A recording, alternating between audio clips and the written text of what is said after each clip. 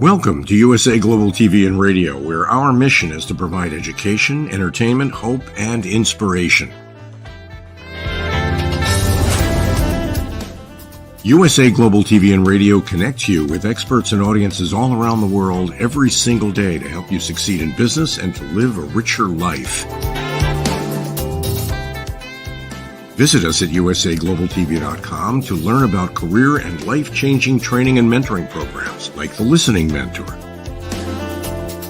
Subscribe to our newsletter to stay informed about our special programs and offers. Discover how you can become a guest on one of our shows or a host or producer of a USA Global TV and Radio show of your very own. That's USA Global TV and Radio, where the doctor is always in.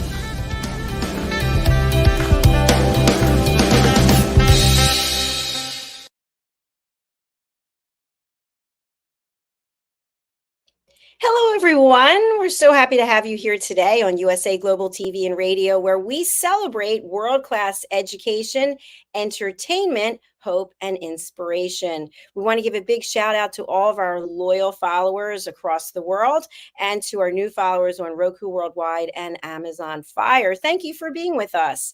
Please go over to our YouTube channel, which is USA Global TV and Radio, and subscribe so that you can be made aware of all of the incredible content our hosts are sharing from around the world. Today's show is the Listening Mentor Show, and this show is all about providing tips and advice, direction to help you be a better listener. Listening at an elevated level is truly a gift, and it's a big part of what we represent here on this platform.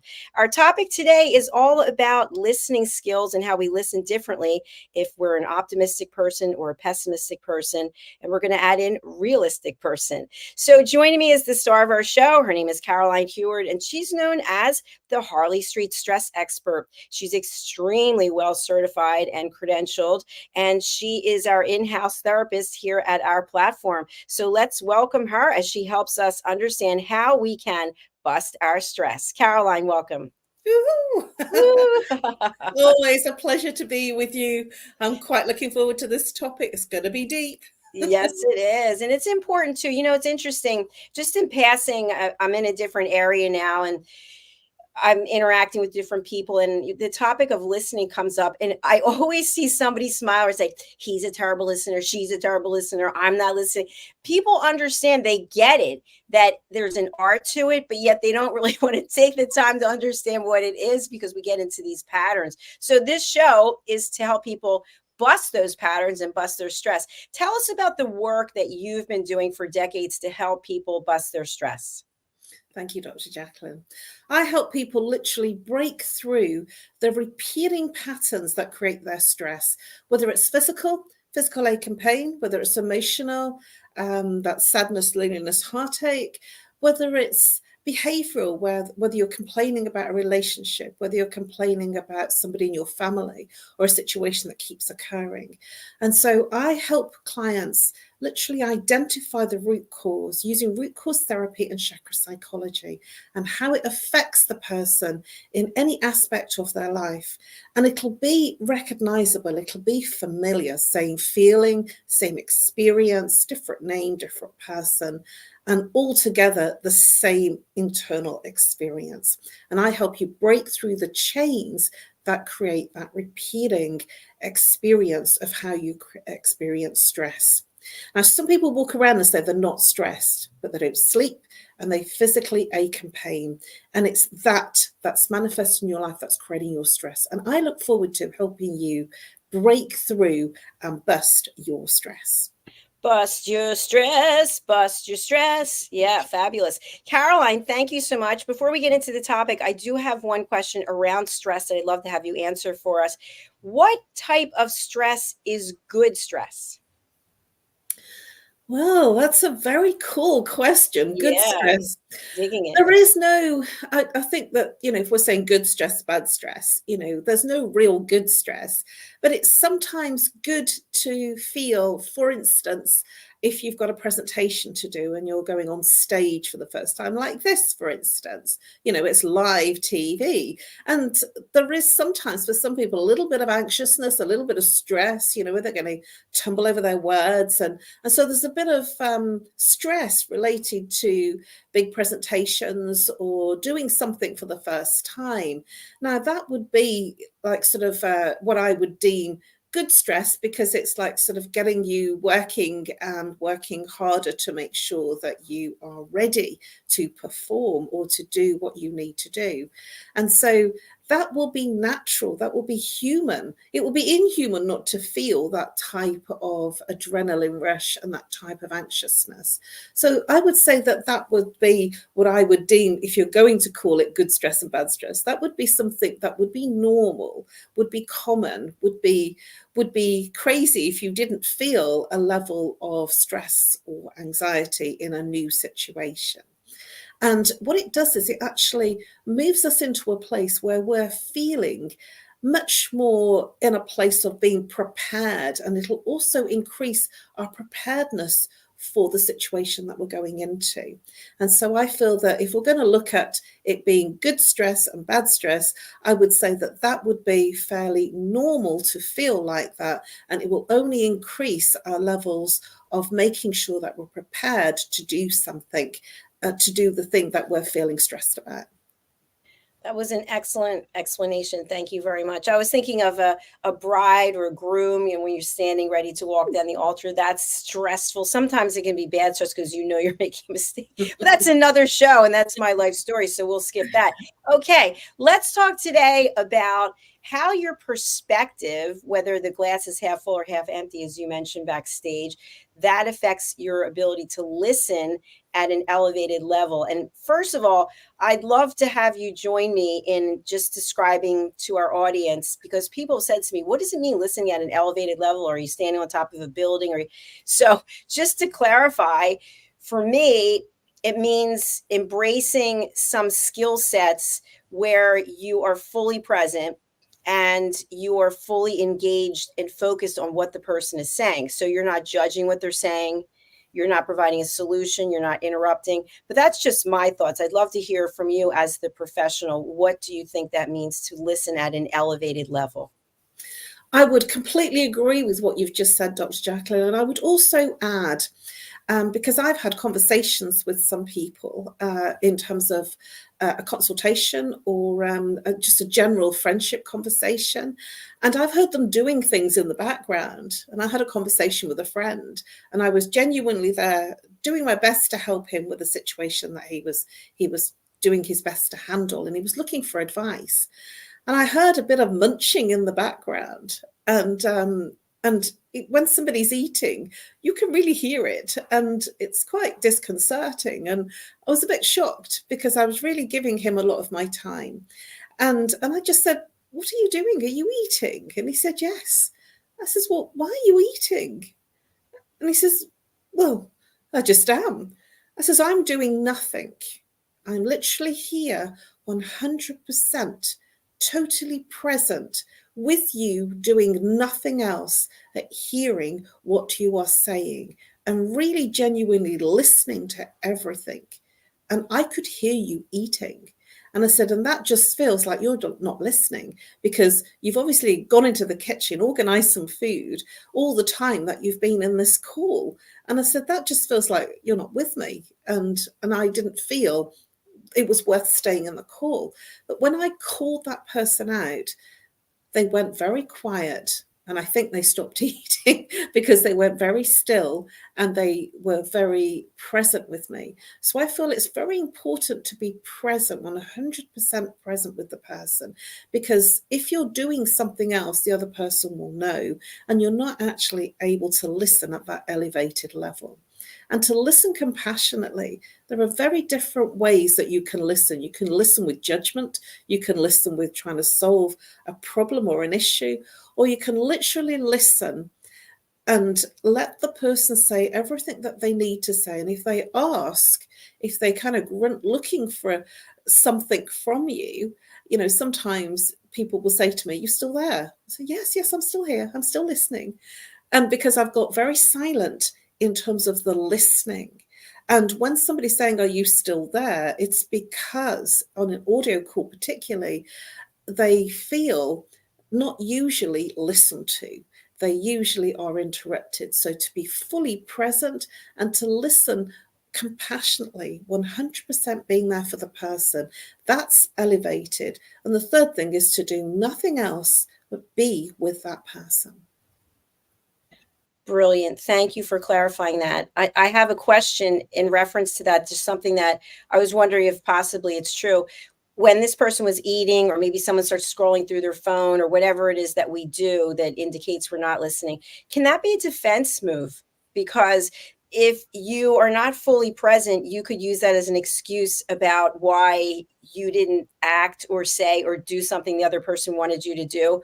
You can say, well, I told you I have to check my phone, or I'm sorry, but I'm hungry.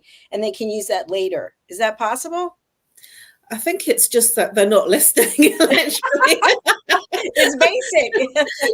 They're just, and if you're on an audio call and you can't see them, if the other person is doing the same, because most people are on their phones and they're scrolling and they're checking their emails, this seems to be quite common in today's world, in today's massive social media, that we didn't used to have, but people are very distracted.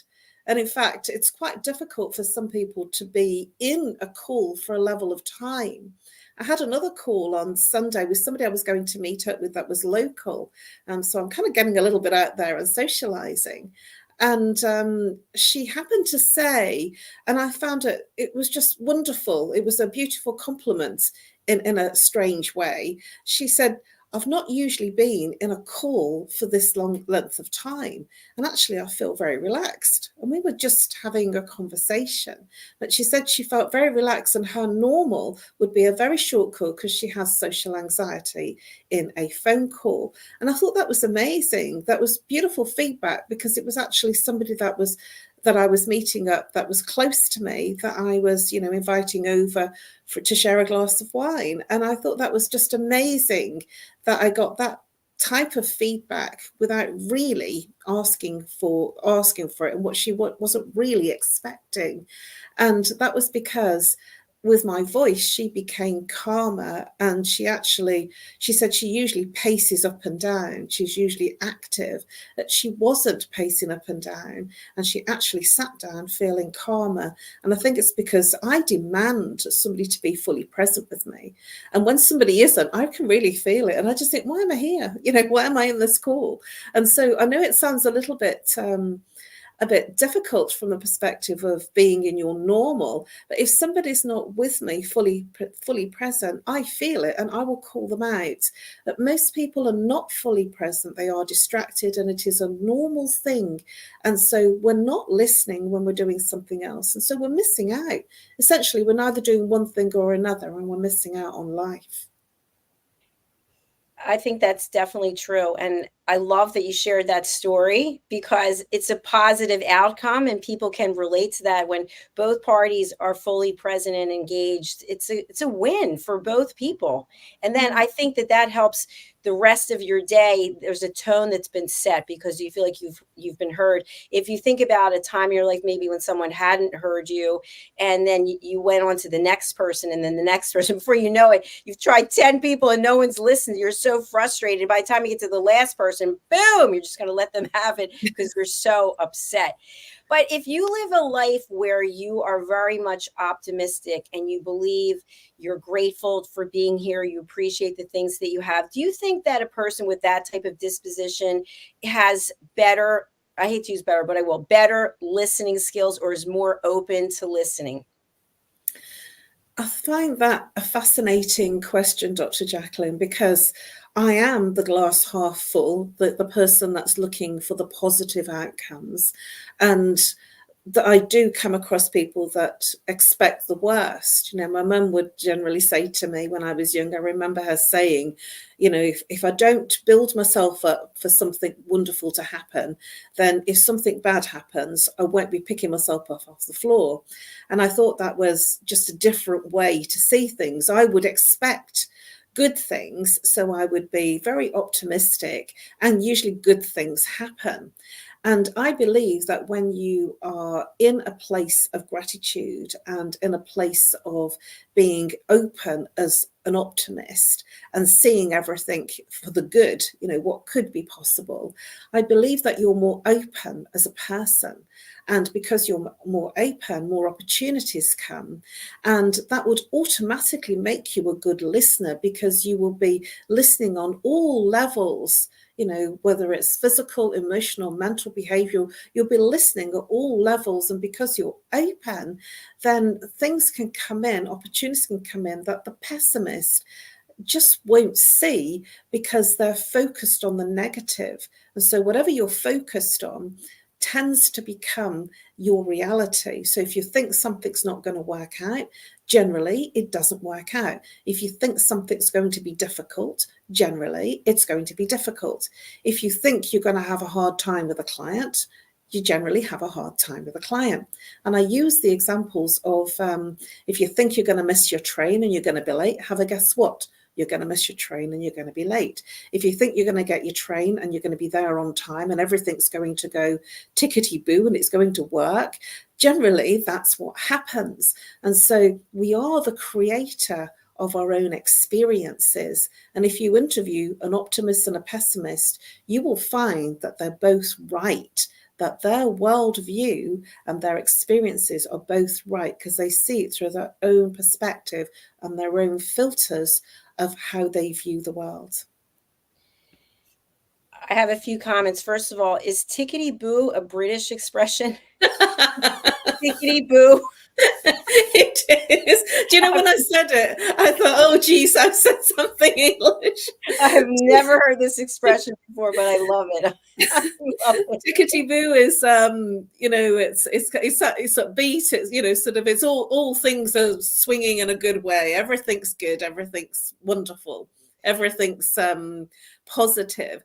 When somebody says, I feel tickety-boo today, I've never heard anyone say this, but I love it. It reminds me of a song. I think it's a Disney song. Da da da da da da da da da da da da tickety-boo. That's it. That is. Yeah. Oh my goodness.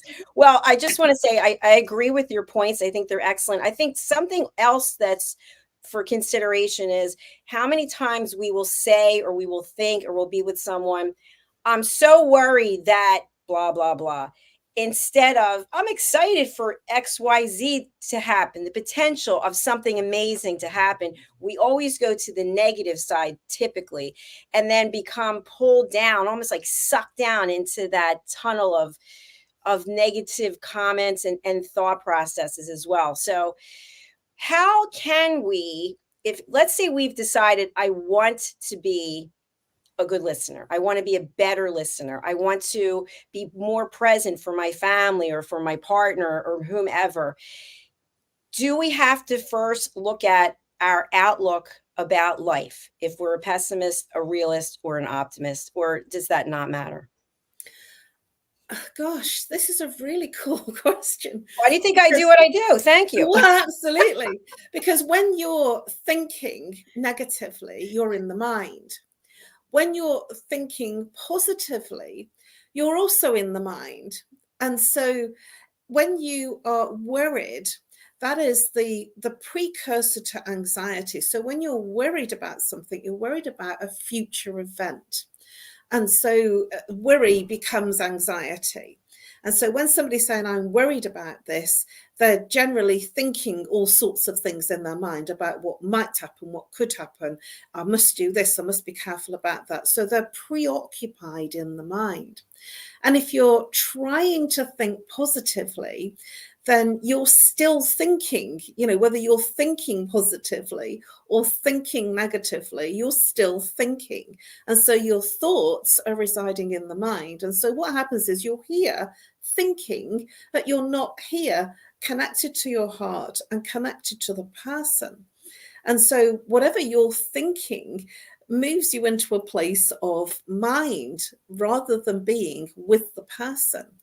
So I don't believe that there should be any thinking going on, because when you're not thinking, time goes very quickly and you have a better time. Have you heard the expression that time flies when you're having fun? And that's because you're not in a thinking, conversational experience of trying to work something out or trying to analyze yourself out of a situation. You are in a sensory experience. And so I kind of get yourself way out of the head and move into the sensory experiences of connecting to your heart and to the other person. And then you're fully present.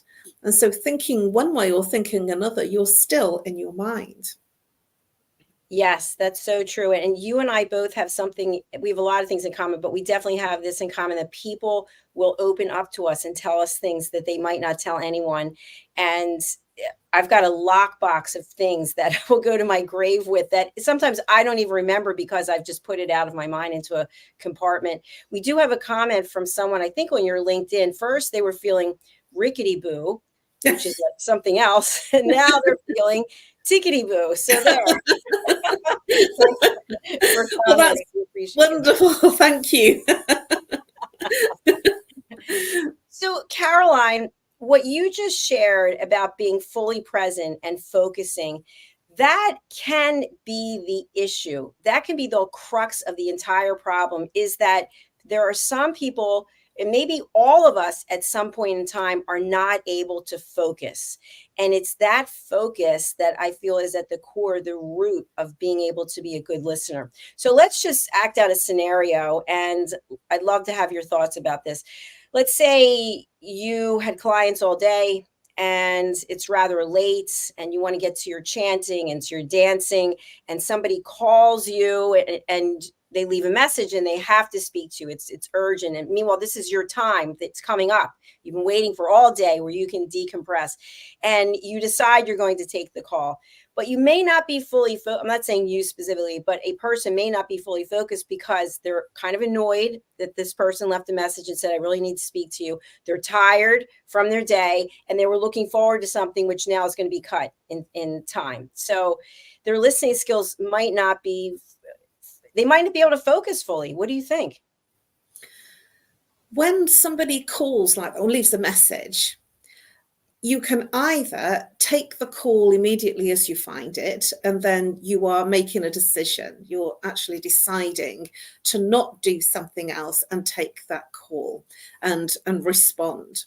And that's a decision, and that's your choice, not the other person's. They've left a message.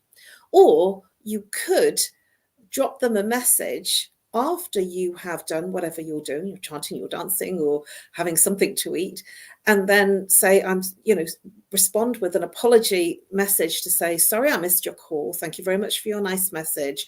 I'm now free to speak. I'm free to speak anytime till late this evening and anytime tomorrow in the morning up until midday. So that's about boundaries. That's about saying that, you're sorry you missed the call. So you can choose to do what you want to do. And I do that sometimes. Sometimes, I'm needing to eat and it's getting late. It might be 9 o'clock. I've done a show and I'm needing to sort out something to eat. And I've seen some messages. And then I make a decision, do I respond to those messages immediately, where I've not been available for the last hour, or do I organize something to eat and then drop a message after that? And so it is a choice.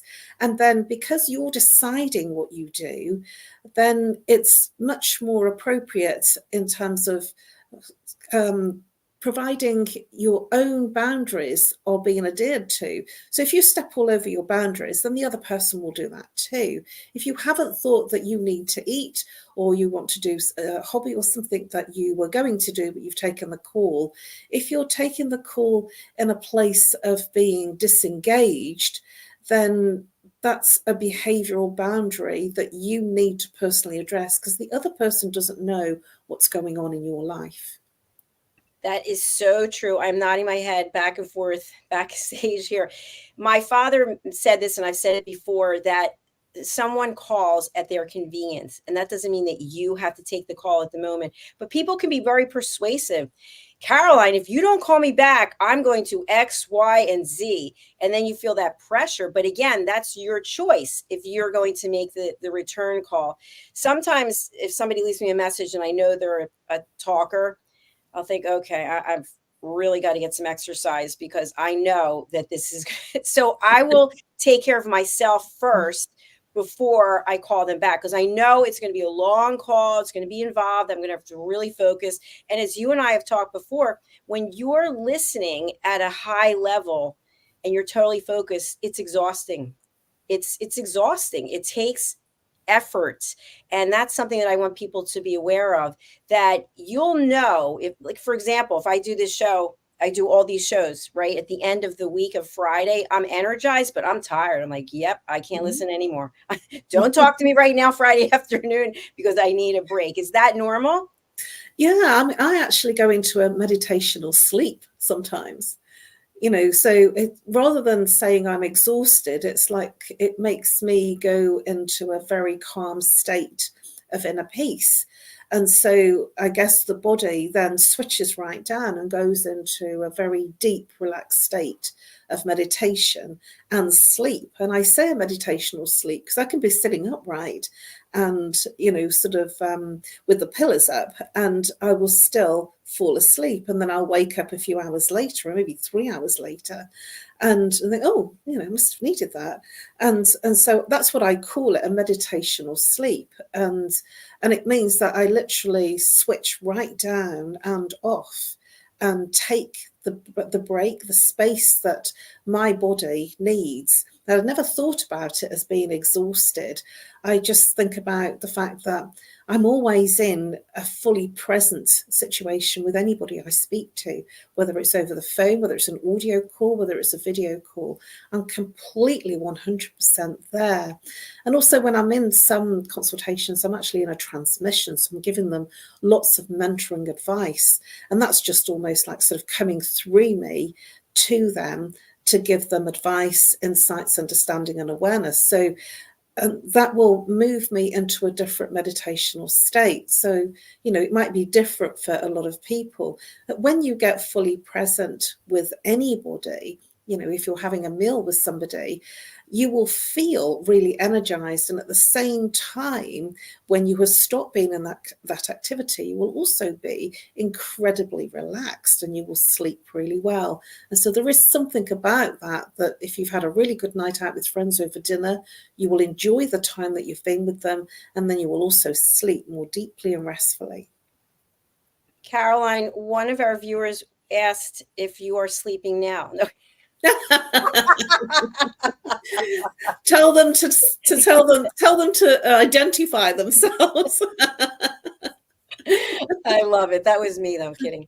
So, Caroline, I have to share this with you as an observation that I've had in conversations with other people.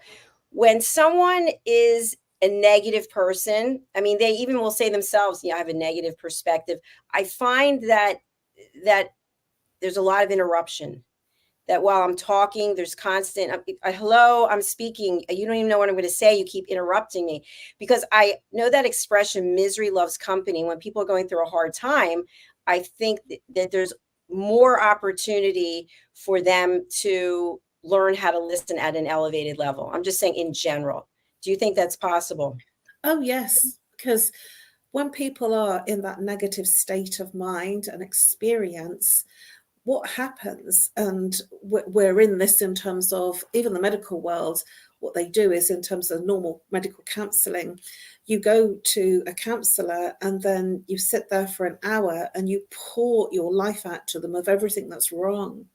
And so we have a natural propensity to do that, because we think that if we just say it all out, then we will feel better. And on some level, we do feel better. They say a problem shared is a problem halved. They will feel better because they've almost like verbally vomited all over you all of their drama, all of the stuff that's not working. And so they've literally thrown it onto you. In therapy terms, we call that transference. And so then they will feel better at a certain level.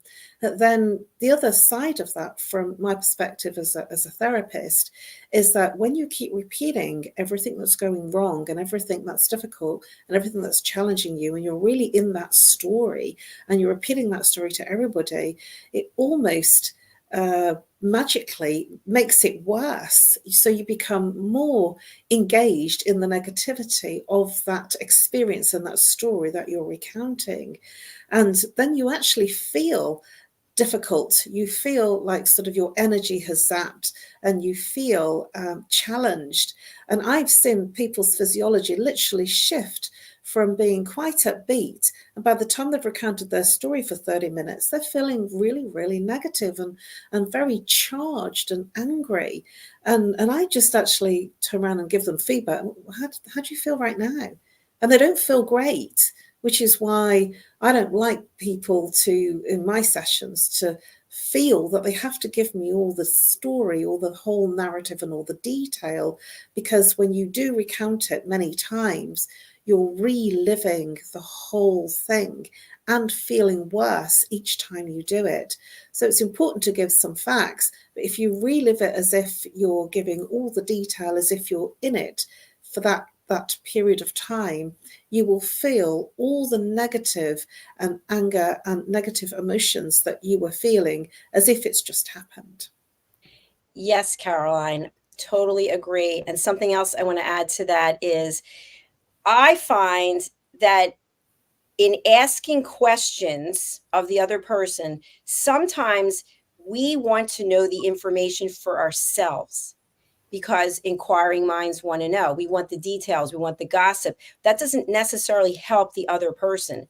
So if the other person says, I had a really bad day today, I'm feeling kind of low. Oh, really? Well, what happened? Oh, well, who was it? Well, when was it? A lot of questions that we're thinking we want the answers to. And now that person is reliving the whole situation again. Instead of us listening, we are grilling. We're grilling the person like we are investigating them in some way instead of being a listener. Can you talk a little bit about the difference in those types of behavior patterns? Yes, I can. And when somebody does that, they're feeding off the other person. It's like a different experience in terms of the interdependency of the person sharing all the gory details of their very bad day. And somebody that's listening to that and asking all those questions, maybe, I'm going to use the term getting off on it in air quotes, that they're feeling better about their life because they're getting off on somebody else suffering more. And that's a certain type of personality disorder that, what they like to hear that somebody's suffering. And sometimes it's really kind to literally hear them out, because when you're grilling them, it is putting that person right back where they're feeling not good. Now, sometimes, when I speak to my mum every night, I say to her, how are you? How's your day? And she will just give me a little bit of detail about, oh, this has gone wrong, that's gone wrong. But she doesn't tend to give me all the detail generally, because she's being listened to. So she actually feels by the time, and sometimes it's only 2 minutes or 5 minutes, she actually feels calmer. And she always says, I feel really tired now, I'm going to go to sleep. And it's because she was listened to, rather than feeling she needed to recount everything. And it just depends where both people are, and if there is a codependency in that relationship to hear all the negative stuff and to get off on that negative stuff. So you have to sort of look at the relationship, the interrelationship and the interdependency on what's happening in terms of the behaviors of both people. And sometimes people do just need to say, to pour out, and then they will turn around and say, so how's your day been? So what's been going on for you? And it doesn't last very long when they feel listened to. So yes, if somebody's grilling the other person that's had that bad day, they're getting something from it. And it depends on the interdependency of the relationship that they're in that will affect what they're getting out of it. Brilliant. Thank you, Caroline. Now, when someone is doing sort of a verbal vomit dump, as we refer to it, blah, blah, blah, blah, blah, blah, blah, blah, blah. They finish, let's say it's 10 minutes. How was your day? And the other person's like, what?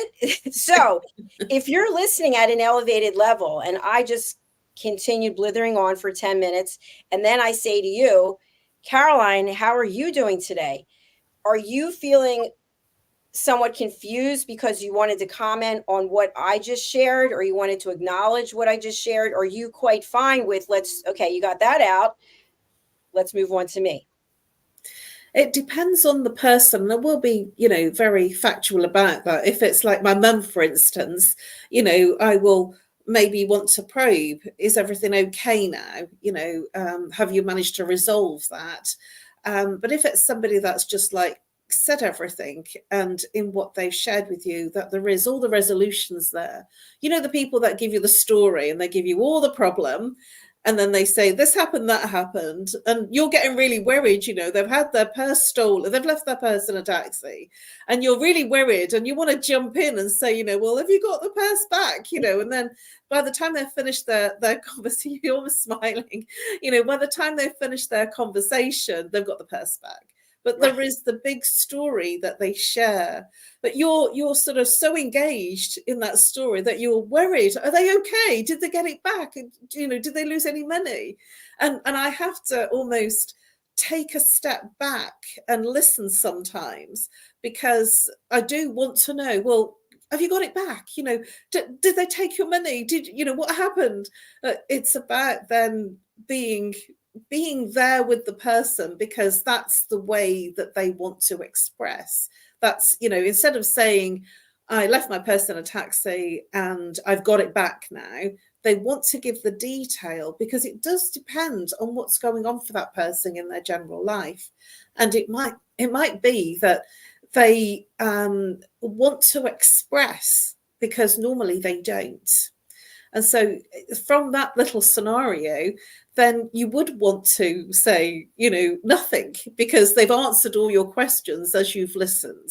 Sometimes they just give you all the drama and then you don't know what's happened. So then it's completely normal to step in and say, so what happened? Did you get your purse back? They don't tell you, and then they will go through another 10 minutes, I'm sure, of an iteration of why they haven't got their purse back. But what I'm getting at here is it's dependent on the situation and what comes up for the person. And if there is nothing to go by with the conversation and the dump that's being given, then I feel that, if as long as you have listened and there isn't anything for you to comment about, then it is okay to turn around and if they've invited to ask you about your day, and it's totally different from theirs. Sometimes I will have tech issues because that's just the nature of the work that I do. And so I'll say, I've had a technical issue day today, which has driven me crazy. Now it's all sorted.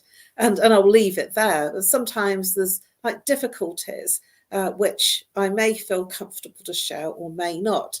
And some people are very private and don't want to share what's been going on. They might say something like, I've had a really challenging day. I'm glad it's over. I'm glad we're at the end of it now. And I'm having a large glass of wine. So different people will experience their days in different ways. And so there is no one way to answer that question.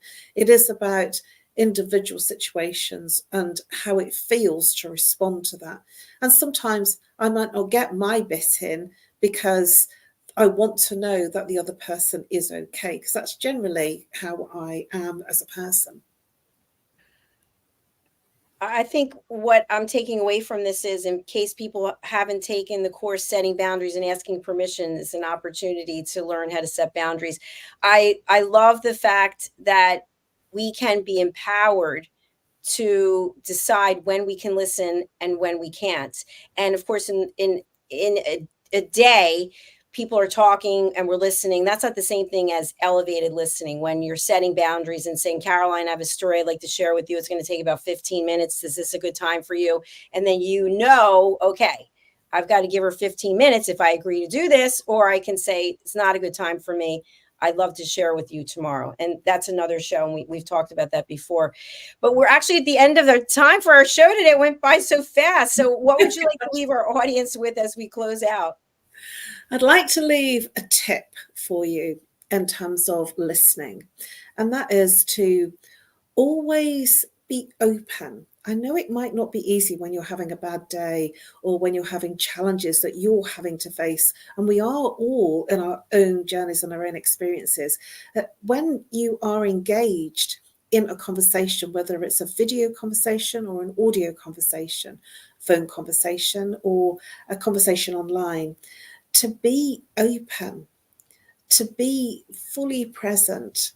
And when you don't feel like that, when you don't feel that you can give 100% of yourself, not to engage, to actually be fully present for yourself by making the decision not to be in that call and not to engage, and to take the space and then decide when you want to engage in that call. So that's about boundaries. So to make a decision, because you don't always have to be there 100% of the time for everyone else. And I call it making an appointment in your diary with yourself. So if you feel that you need to take time out, then take that time out for yourself, because that is just as important as it is for you to be there for someone else. And then you can be fully there for each person after you've taken that time for yourself. What a great way to round out this program today, Caroline. Your information is on the screen, but for people who are not able to read it, what is the best way for people to reach you, and who would you like to contact you? Thank you, Dr. Jacalyn. You can reach me on nomorestress at live.co.uk, or call me if you're international +44, if you're local 07523 120 189. And I look forward to helping you bust your stress. So if you're feeling any physical, emotional, mental pain, if you have a grievance with somebody, if you're feeling angry, if you're feeling lost, if you have a situation, an intimacy situation, reach out. I offer an extremely ridiculous priced 1-hour introductory consultation for a very small price of £50. And I look forward to helping you bust your stress.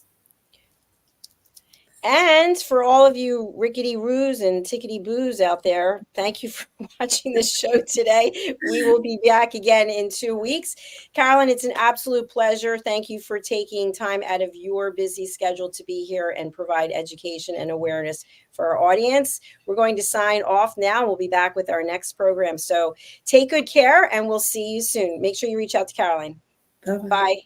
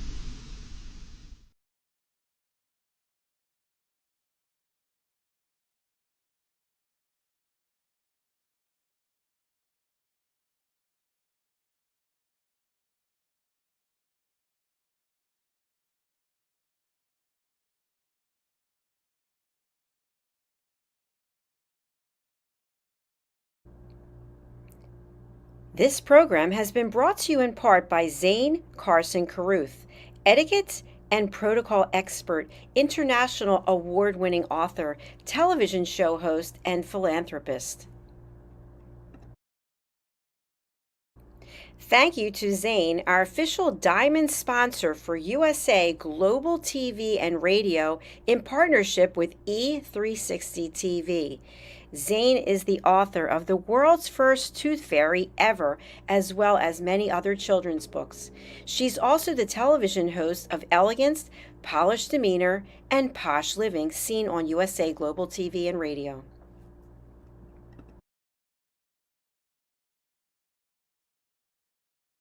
Hi, my name is Zane Carson Caruth, and I'm the author of this book, The World's First Tooth Fairy Ever.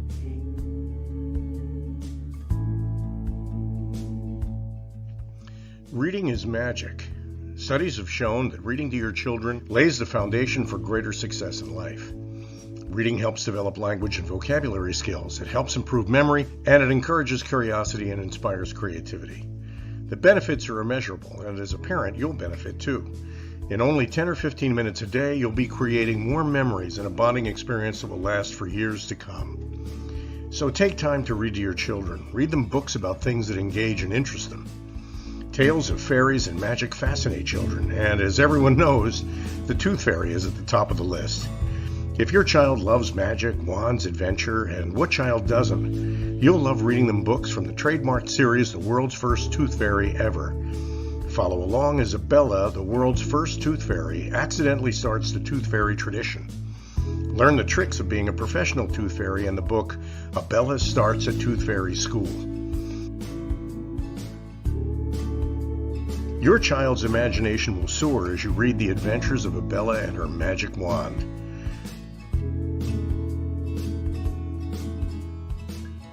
These wonderful books are available at worldsfirsttoothfairy.com and at Amazon, Barnes & Noble, and Walmart.